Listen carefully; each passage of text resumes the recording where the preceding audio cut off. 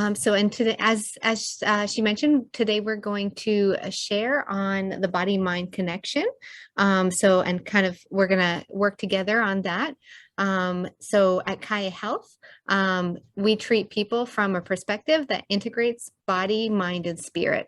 And so if you want to go to the first slide here. So body, mind, and spirit, they're all connected. Any factor that affects one of these components of a person affects the other two. Okay. So optimizing health involves addressing all three areas. From a medical perspective, we can keep our bodies healthy and prevent disease through healthy diet, exercise, and healthy lifestyle habits. And then the other aspect of this whole person concept is the mental health component. Our psychiatrists and counselors provide evaluation, diagnosis, treatment of mental health disorders. So that's not to say, though, that you have to see one of our psychiatrists or counselors in addition to Dr. Edwards. It's just simply an option. Next slide. Yep. Okay, so our medical team consists of myself and our nurse practitioner, Sarah Sloan.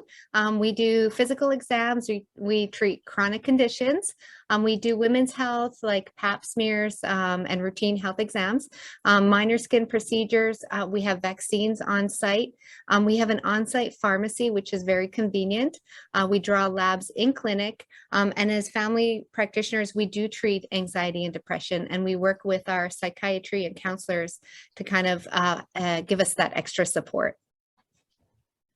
Now, our behavioral health portion of our clinic is provided by our psychiatrist, Dr. Dubé, Dr. Isaac, and our nurse practitioner, Milian.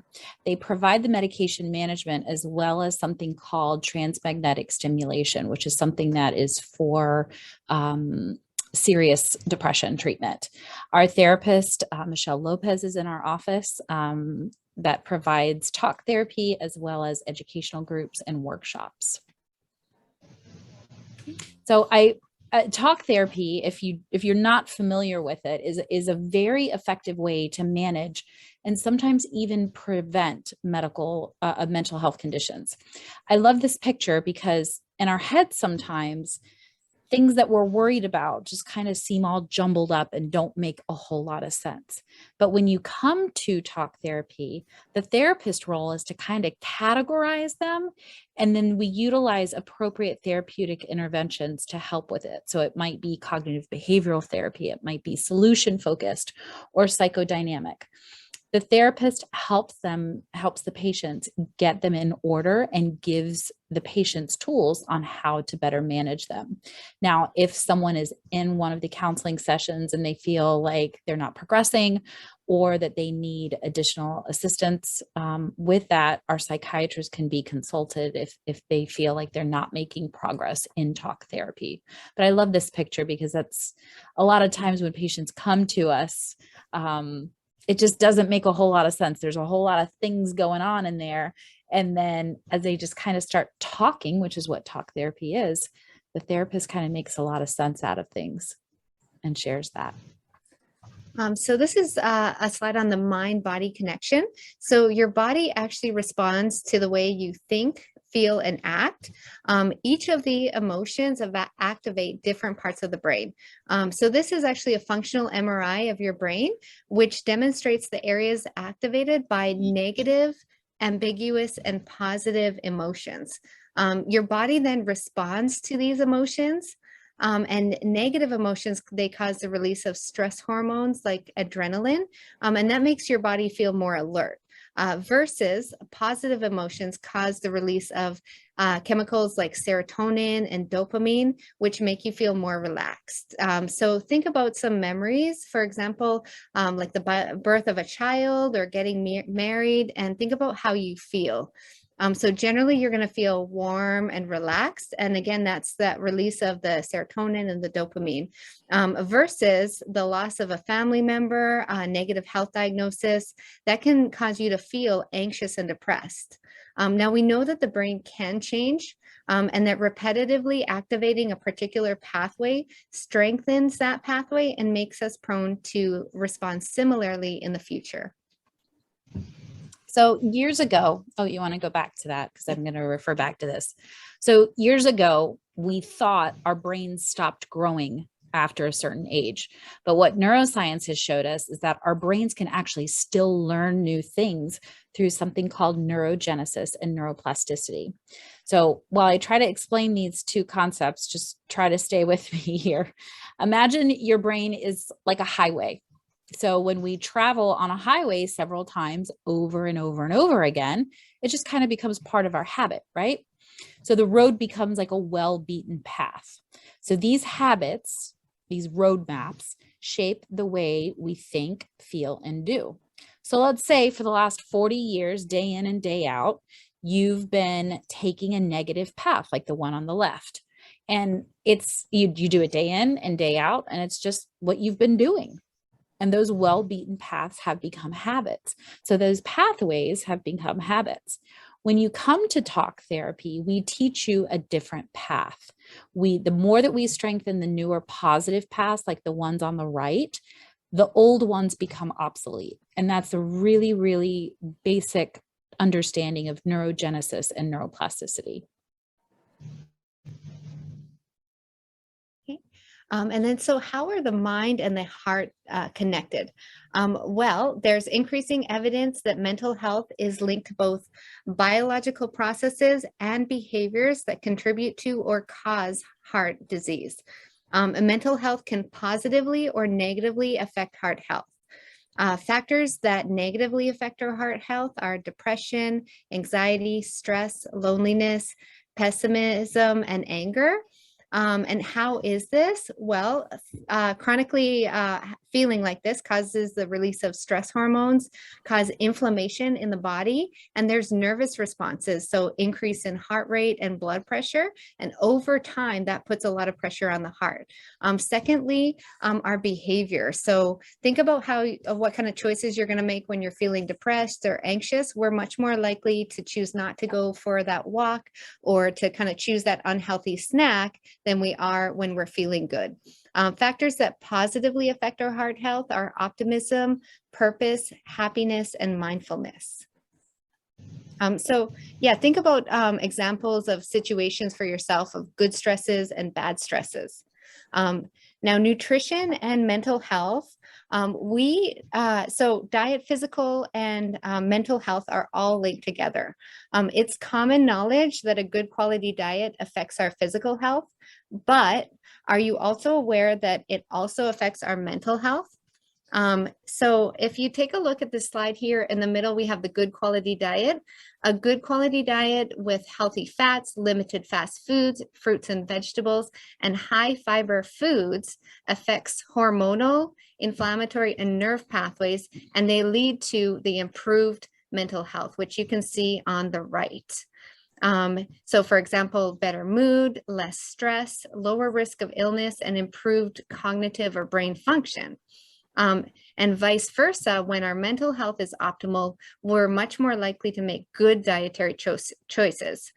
In comparison, when we're anxious or depressed, we're much more likely to reach for high carbohydrate and processed foods that temporarily stimulate our reward pathways. So as an example, imagine coming home from work when you're stressed or anxious or down. What do you reach for? You might reach for the ice cream in the freezer. Immediately after, you feel relaxed. But then, however, soon after that, you feel drained, tired, guilty, and overall you feel worse. So nutritional recommendations for mental health. First is to eat a variety of fresh, unprocessed foods. And kind of a practical way that we can do that is what we call shopping around the outside of the grocery store. That's generally where we find the fresh foods. So you can find fresh vegetables, you'll find the dairy section, and then the meats, as opposed to the inner aisles where we have all the unprocessed foods. And so we need to limit those inner aisles. We want to drink enough water, and practically how we can do that is drinking a big glass of water first thing in the morning, carrying around a gallon jug of water, or even setting alerts on your phone to remind you to be consistently drinking water. We want to avoid sugar, fat, and salt, and these are found in our snack foods, junk foods, our sodas, chips, things like that. And research has shown that a Mediterranean diet with lots of fruits, vegetables, nuts, legumes, whole grains, fish, and unsaturated fats reduces the risk of depression. And what about exercise? So how are exercise and mental health related? Well, exercise releases chemicals like endorphins and serotonin that improve your mood. Exercise can improve your sense of control, coping ability, and self-esteem. So imagine how you feel after you've completed a 5K run that you've been training for. You feel great, and that improves your sense of self-esteem, control, and overall well-being. People who exercise regularly have better mental health and emotional well-being and lower rates of mental illness. And exercise is important for people with mental illness. It boosts our mood, concentration, and alertness. So how much exercise should we be doing? We recommend about 30 minutes or more of exercise a day for 3 to 5 days per week can significantly improve our mood. But even smaller bursts of activity, like 10 to 15 minutes, can significantly make a big difference. And how can we be successful in exercise? We can be successful by doing things that we enjoy. So if you like walking, go for a walk. If you like dancing or swimming, we say whatever it is that you enjoy, do that. For people who say that they don't have time, you can fit exercise into work breaks, fit in some steps at work, and even kind of at nighttime, maybe watch TV and go on the treadmill at the same time. Or another thing that you can do to incorporate mental health and exercise, I'm sure all of us at some point in our day, even today, had a point where we needed to like walk away from a certain situation or a certain person.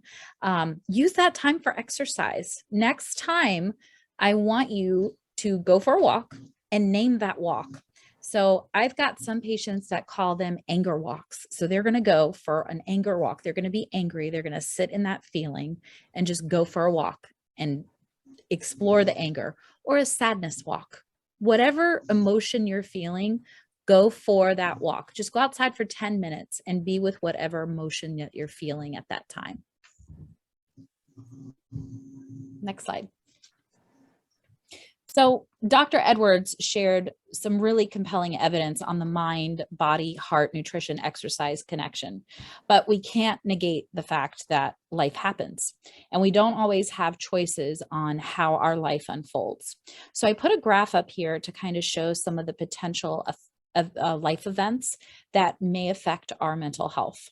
So the first one is called ACE. We call them ACE. Therapists call them ACE. They're adverse childhood events. And this is a very, very broad term that not only encompasses abuse, but also things that we don't think about, like moving or a divorce or a death in the family. Educational challenges. This means either not having access to education or children not being eligible to receive the services. Children could also have childhood illnesses. Transitions. And what I mean by this is maybe going from high school to college, or college to adulthood, or single life to married life, or even transitions as we move into our adult life. There's many of us that are in this sandwich generation where we not only have to take care of our own children, but also our parents. So those transitions of life events can be stressful. There's financial challenges, which it could be college debt or healthcare debt, debt we take on from our children's college or our parents' living expenses. There could be occupational challenges, and that's either losing a job or changing jobs. Those are very stressful. Caregiving, this could be our significant other or our children or our grandchildren or our friends. As we move through the life events, these are the types of things that could affect our mental health. So how I want to shift over into some real life experiences that may have jolted our mental health at some point. So I'm sure a lot of us have had the joy and frustration of bringing home a new baby, something that should be very joyful and is very joyful, but also very, very stressful to our mental health. So you bring this beautiful bundle of joy home, and little did you know that your world was going to be completely rocked. Your relationship with your spouse changes. You go from being the center of each other's world to being the baby's center of both of your worlds. So there is a dynamic change there. Both parents are walking around like zombies of running off of 2-3 hours of sleep a night. So there is some fatigue there. And hormonal changes, believe it or not, both parents have hormonal changes in the brain. There was a study that said emotionally involved fathers have a decrease in testosterone and an increase in prolactin and vasopressin, which is in the brain, which was a wonderful study. So the combination of these interpersonal dynamic changes with the partner, the fatigue, the hormone changes, it's the perfect trifecta and the perfect storm for emotional changes and mental health challenges that could change throughout time. You can go to the next slide. So another major life event can be chronic pain, and this is reality for many people. So chronic pain is something that affects us not just physically, again, but it impacts all areas of our life. So it can affect our physical functioning, ability to do our daily activities, ability to work, and ability to do the things that we enjoy. And then there are social consequences. Our relationships are affected, can lead to social isolation. Socioeconomic consequences include lost work days, healthcare costs, and sometimes even disability. So this all increases our risk for depression, anxiety, sleep issues, and loss of self-esteem. Substance use and other mental health disorders, they commonly co-occur. And this is kind of again, kind of in that field of life events. Both share common risk factors. So they have the same genetic factors. Exposure to stress is a risk factor for substance use and also mental health disorders. Trauma, and then the environment that we grow up can put us at risk for substance use and also mental health disorders. People with a mental health disorder may use drugs or alcohol as a form of self-medication. For example, somebody with anxiety drinking alcohol to calm down. And in this way, mental health disorders can lead to substance abuse. However, although some drugs may temporarily help with some mental health symptoms, they often make the symptoms worse over time. So what are some common mental health conditions that we maybe not have discussed? Dementia, addictions, like Dr. Edwards just discussed, mood disorders, including bipolar, PTSD, clinical anxiety, clinical depression. And that's what our psychiatrist specializes in. But a lot of times what we see is something called subsyndromal depression and anxiety, which basically means a person is having symptoms, but they don't meet the clinical criteria for depression and anxiety. You can go to the next slide. Can you go to the next one? So this picture I call it the anger iceberg, and it's a great visual description of what subsyndromal depression and anxiety can look like. Remember, that's the one where people don't meet the clinical criteria for depression or anxiety, but they have some symptoms that are like it. So what it can present sometimes is like anger or irritability. And that's what we see on the top of the iceberg, right? But underneath the iceberg is where a lot of where a lot of the emotions are stored.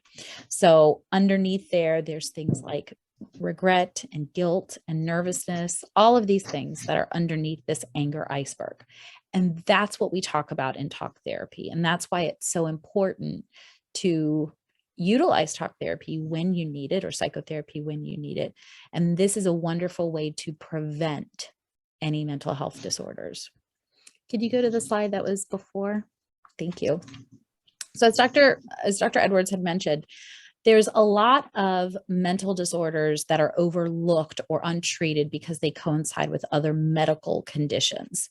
Coming to Caya Health and having Dr. Edwards look at their health as a whole is really important, because if she sees something that looks like depression, why not treat it? Depression is one of the most successfully treated illnesses that a physician can treat. Widow and widowhood. Our therapists can help identify the difference between normal grief, complicated grief, and depression.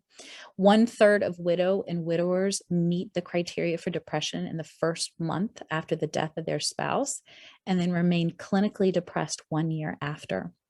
Suicide, I know that's something that not a lot of folks want to talk about, but suicide was the second leading cause of death for people of the ages 10 to 14 and 25 to 34. It's a really, between 10 and 14, second leading cause of death. Depression is a significant predictor of suicide.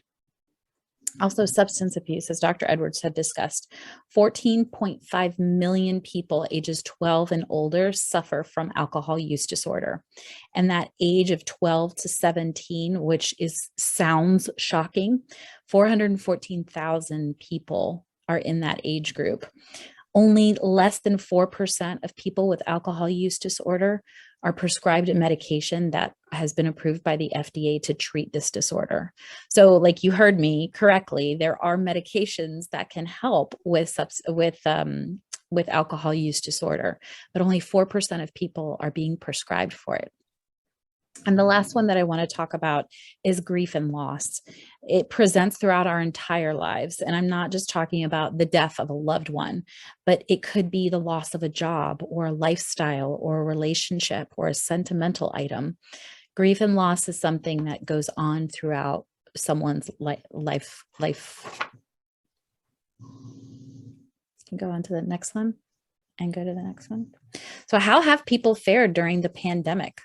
That's a big question that everyone wants to know, and it depends on who you ask, but I'll pose a few questions. What did we do the first few months of 2020? We quarantined. What do you do when you've been exposed to COVID? You quarantine. What do you do when your friends have COVID? They quarantine. And what do you do when you have COVID? You quarantine. Everyone has spent a lot of alone time in the last 2 years. And do you know that the biggest predictor of depression is loneliness? It's not a history of depression. It's not a lack of resources. It's none of these things. Loneliness is the biggest predictor for depression, which, if you stop and think about it, in the last 2-3 years, depression rates have gone up significantly. So what are some of the things that Dr. Edwards looks for that may have her suggest to come and talk to one of our therapists at Caya Health? Go to the next slide. Yeah, so we commonly think of that depression presents as primarily as sadness and anxiety as agitation, but more commonly, emotional issues present with symptoms such as changes in eating patterns, weight loss or weight gain, difficulty with sleeping, withdrawal from friends, family, and activities, a loss of energy, increasing irritability and mood swings, memory complaints, and then oftentimes they're associated with physical symptoms like diarrhea, dizziness, headaches, muscle pain, nausea, and abdominal pain. And what makes it more complicated is that mental health symptoms, as Tiffany mentioned, they can often overlap with medical conditions. So if you look in the middle, some symptoms of fatigue, malaise, weight gain or loss, palpitations, and emotional stress, these can be symptoms of anxiety, depression, and PTSD, but they could also be symptoms of thyroid disease, hormonal changes like we have in menopause and pregnancy, untreated diabetes, sleep apnea, and chronic pain. And that's why it's really important to treat from a holistic approach. So this is an example patient. So this is Mrs. L. She presents to the office requesting a medication to help her sleep. She says that she can't turn her mind off, which prevents her from falling asleep. She also wakes up multiple times at night and has difficulty falling back asleep. She's had many changes in the past year, like a recent divorce, some stress related to her children and moving to a new area.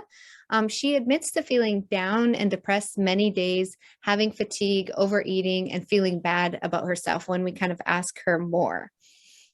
So we kind of assess, so Mrs. L is diagnosed with depression and insomnia. And this is an example of difficulty sleeping being the presenting symptom of underlying depression. She's educated on healthy sleep habits, and then she's referred to a counselor, and symptoms gradually improve over the course of several months. So that brings us into some healthy sleep habits.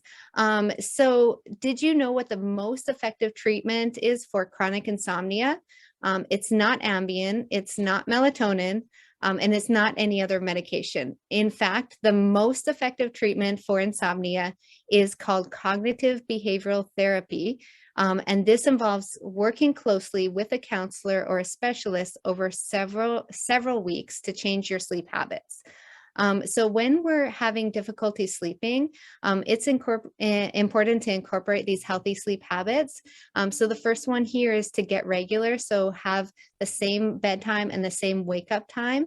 And that's really important even to keep that time over the weekend. A lot of people suffer from basically like a jet lag on Monday morning where they feel horrible for a couple of days as their body's kind of readjusting back.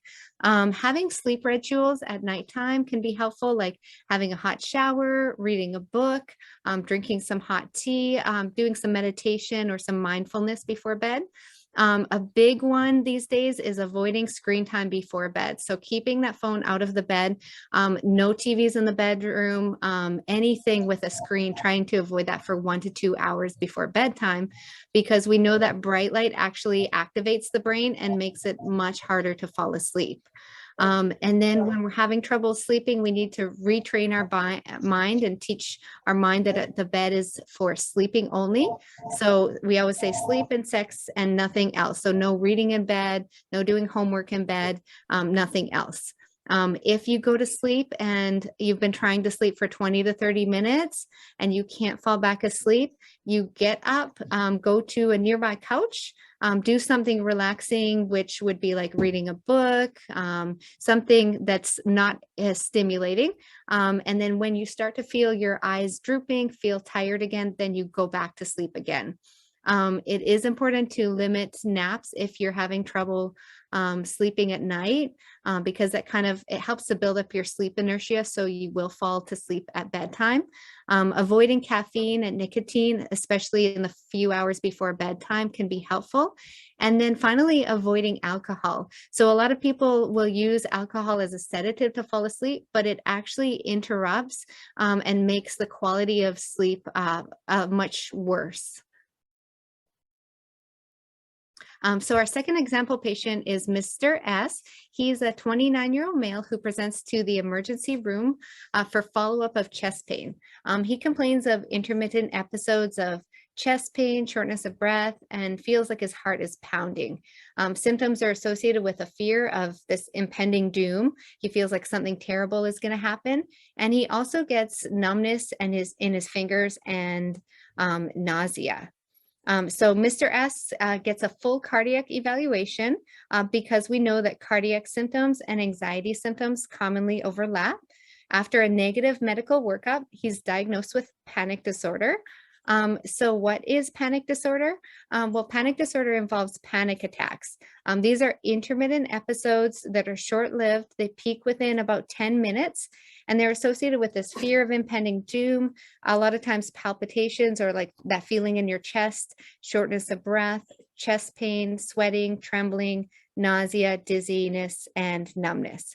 And if untreated, that can lead to avoidance of social gatherings, specific phobias like fear of driving or staying home. And it can lead to depression and anxiety as well as alcohol misuse. So on the next slide, I'm going to talk to you about something that would help this gentleman. He would benefit from something called practicing mindfulness, and this is a grounding technique. And I want to go behind the scenes a little bit with the brain. So we have two sets of nervous systems. the parasympathetic nervous system, and the sympathetic nervous system.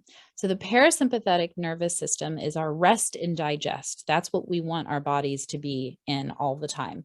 And then when we're under stress or distress, like how our previous patient was, our sympathetic nervous system is activated. So that flight or fight response is activated. So these grounding techniques that I'm about to go over disarms our sympathies our parasympathetic nervous system. And it's really easy to do this. So the first thing that we do is acknowledge 5 things that you can see around you: trees, couch, blinds, clock, whatever. 5 things that you can see. And then acknowledge 4 things that you can touch around you: our skin, our hair. It's even better if you can, do some tapping on your body. Then 4 things that we can hear. Maybe we hear the humming of an air conditioner, or typing, or rustling of the leaves. I was out doing a meditation the other day doing this, and I heard a bird, and then 30 seconds later, I heard a different type of bird. So if you can identify 3 things that you can hear, that would be good. 2 things that you can smell around you, and then 1 thing that you can taste. Maybe pop a piece of gum in your mouth or a mint. This simple exercise allows us to be more mindful of our physical surroundings as opposed to what's going on in our minds. So just remember that sympathetic nerve, that is our fight or flight response, which happens during anxiety. And we want to get our parasympathetic nerve, which is the rest and digest portion of our nervous system. And the way to do that is this 5, 4, 3, 2, 1 grounding technique. The next slide. Okay, so this is our wellness wheel. The wellness wheel demonstrates all of the factors that we need to keep in balance for our overall mental health. So at the core, we have elements like food, movement, sleep, water, sunshine, and air. And these are kind of all of the essential things that we need. And then out of these flow our purpose, relationship, careers, finances, mindset, and our spirituality. And it's really important that these things all need to be maintained in a healthy balance. So when one thing is out of balance, maybe we need to work on that for a little while and then get everything kind of back into that balance for our overall mental health and physical health as well. So some healthy ways of managing emotions and improve our mental health are to exercise, as we mentioned, keeping a good sleep schedule. We know sleep is really important. Getting outside, getting some sunshine, some fresh air, and scheduling some times daily for routine activities. And mindfulness, remember the 5, 4, 3, 2, 1. And I saw that someone had a question about that. So I'll go back to that. Also, there's something called the friendship line. And this is so wonderful. The state of California, and anyone can call, you don't have to be in California.